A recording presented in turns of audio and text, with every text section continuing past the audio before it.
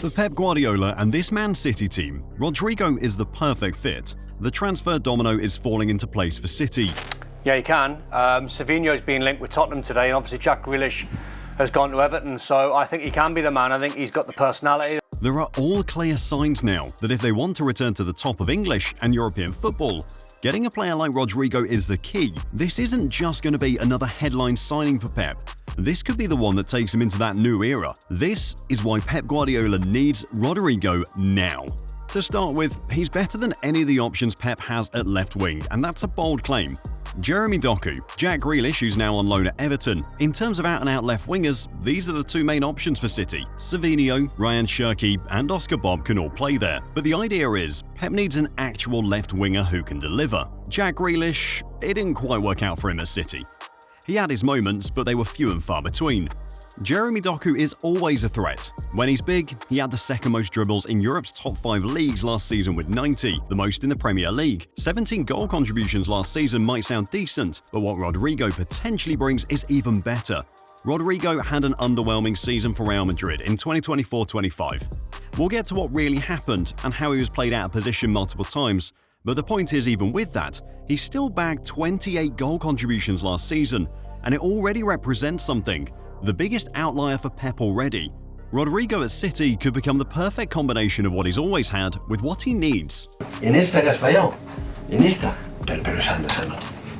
Y equivocate que esa hay que meterla. Lo que raro los goles que están metiendo Pep no es porque ha mejorado muchísimo una acción individual, sino porque repite mucho más la situación donde él se puede encontrar con el gol. Mete un montón de goles así.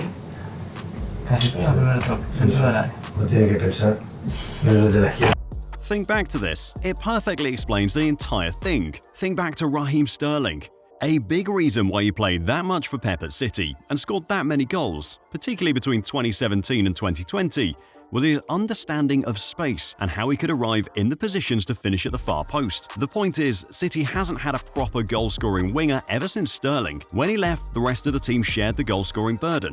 It worked fine until Erling Haaland almost burned out last season. Haaland was City's top goalscorer last campaign, but when he wasn't scoring goals, particularly toward the end of 2024, when Marmoush hadn't arrived and Foden was out of form, it didn't seem like anyone else could. In fact, for context, during that period, City's top goalscorers after Haaland had bagged 12, Mateo Kovacic and Josko Vardiol, who both had 3 each.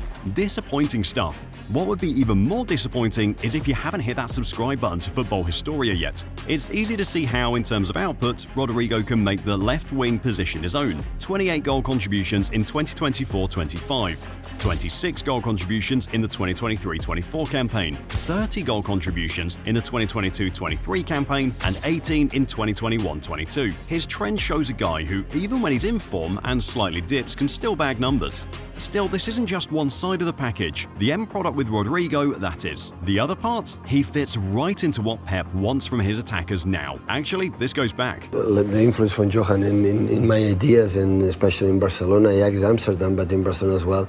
And he believed a lot in the wingers to be wider and higher, good quality one-against-one, to make a lot of passes to right there, and I go. Just one-against-one, which is difficult to find today in the world football. Players like dribble, you know? All the managers say, don't lose the ball, don't dribble, pass the ball, don't dribble. The wingers has to dribble. One was from his first season in Manchester, the other is his most recent. Both clips still maintain the same idea. Pep Guardiola wants technically gifted players who can take on a fullback or opposition defenders and beat them. The dribbling is key, and with Rodrygo, he's one of the best around right now. Rodrygo's quick feet and ability to get past players in tight spaces is insane. In terms of the dribbling numbers, they aren't that far behind. He completed the 3rd most dribbles in that Real Madrid team last season, only behind Kylian Mbappé and Vinicius Jr. Then again, it's worth noting that for almost the majority of the season, Rodrygo played out of his natural position. He had to make do on the right. Think about how dangerous he could be in a team like City, where he gets to play left wing and has the opportunity to make the position his own. Again, he's the perfect fit for City. He can play left wing. That's his natural position. He played on the right for Madrid almost all his career, clear more times than he's played on the left. In the 2023-24 season, when Carlo Ancelotti switched tactics to a dynamic front two with Rodrygo and Vinicius Jr., Rodrygo often played centrally as a number 9 before drifting out wide. He can play as a number 10. The point is, Rodrygo is versatile enough to fit anywhere into City's attack. Immediately he adds to the squad depth. But what's even more important is that he fits in line with City's recent attacking signings. Omar Marmoush, Ryan Cherki, these are guys who can equally play in any position in attack and still put in decent performances. To top it off, Pep would be getting a gem. Since 2022, Man City and Real Madrid have faced each other in the last 4 Champions League campaigns. Rodrygo isn't a stranger to City memory. His brace knocked the Sky Blues out in the semi-finals of the competition in 2021-22. In the 2023-24 season, he was at it again. He's bagged 6 goal contributions in 9 games against City. But he's not just skilled at bagging goal contributions against City.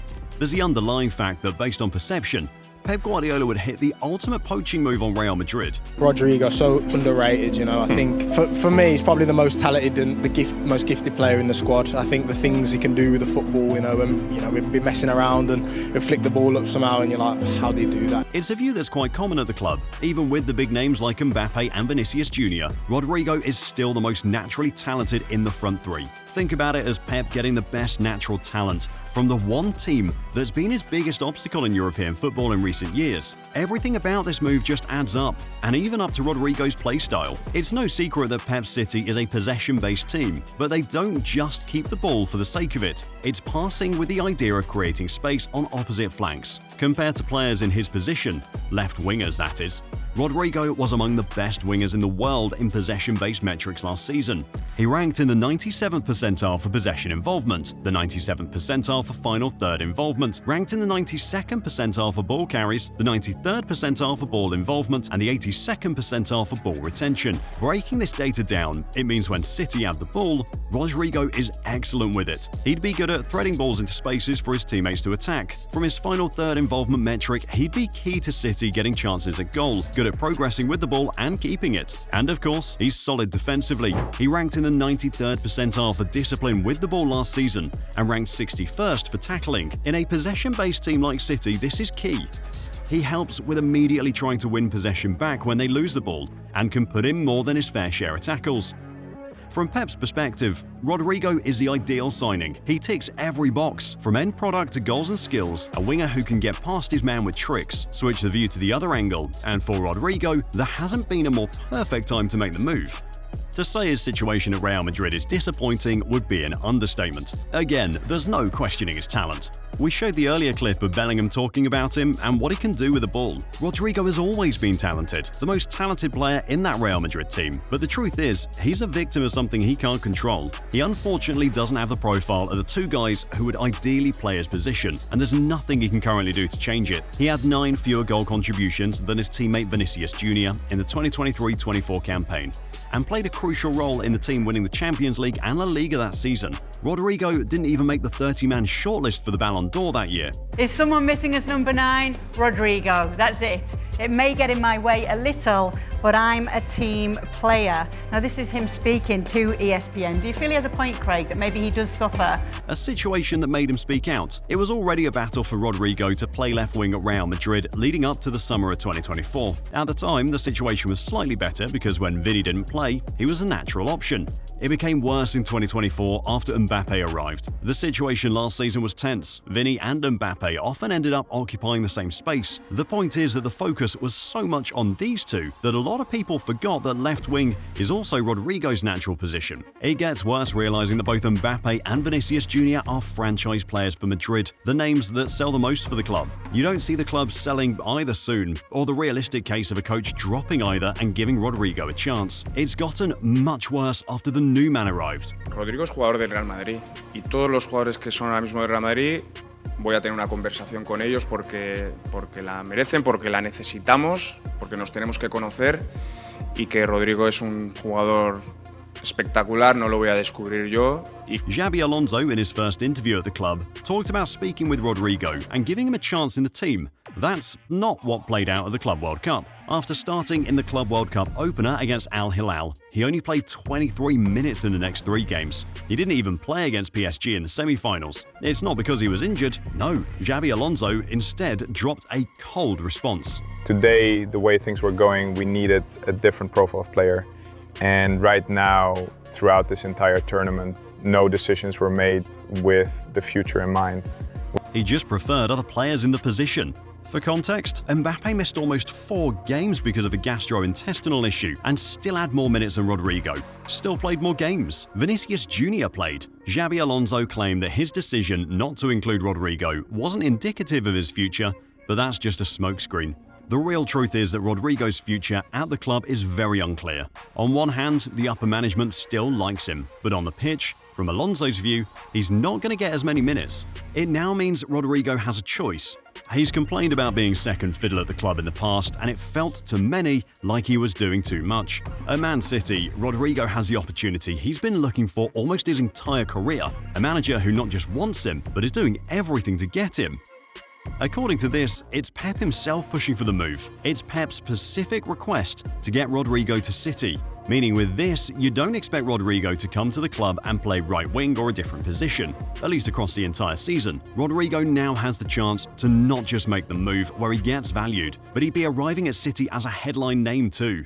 100 million euros is what they would ask for if someone comes in. 100 million euros for a player. He's a big moments player, and he has been for Real Madrid. He's a multiple Champions League winner, multiple La Liga winner, played nearly 200 games for Real Madrid. We're talking about an understated superstar. As an understated superstar with a point to prove, it's believed that Real Madrid would demand figures over 100 million euros if they were to let Rodrygo leave. That the move makes sense, though, doesn't mean it'll be easy. According to multiple reports, the feeling from the Real Madrid players' camp, which includes Rodrygo, is that no one wants to leave. In his case, it's easy to understand why. He's been at the club since 2019. He's grown into the player he is there now. Rodrygo somehow still believes he can stay at Real Madrid and fight for his place in the team. There has also been talk of Pep's history with wingers in the past. Jack Grealish used to be one of the most exciting players to watch in the Premier League. He became City's £100 million man in 2021, but only 4 years later, he's now moving on loan to Everton. He failed to get past his personal best of 17 goal contributions from his last season at Villa in 2021. Jeremy Doku still produces high-volume dribbles, but other than that, his end product is very questionable. Vini just joined only a year ago and is in the process of getting shipped to Spurs if the deal goes through. I could even go back to guys like Ferran Torres and Nolito. The point is, Pep has had questionable results with wingers over the years, but to bin this thought, none of them have been like Rodrygo. That's the difference. Unlike signings like Grealish, Doku, Savinho, Rodrygo is in a higher category, 119 goal contributions in 270 games for Real Madrid. We're talking about a 2-time Champions League winner. He's won La Liga 3 times, won the Spanish Super Cup 3 times, won the UEFA Super Cup twice, won the Intercontinental Cup and the Copa del Rey, and at 24, he's already this decorated. This is what has hooked Pep, the fact that despite everything he's achieved, Rodrygo is still only 24. Pep knows if it goes according to plan, he can turn Rodrygo into the player he wants him to be, and that thought alone is scary. The general belief has always been that Rodrygo would perform at a top team, where he gets to play his preferred position. It's gonna happen at City. At the same time, getting Rodrygo merges 2 worlds for Pep. A goal-scoring creative wing threat. It's the ideal move for Pep, and that's why he's going all out to get him. Either that, or he simply just wants to add to an insane squad. This summer, City's rebuild plan has been insane. From Ryan Cherki to Tijani Reinders, Ait-Nouri, each new signing with a clear path in the team. Click the next video to find out just how insane Man City's 2026 squad is.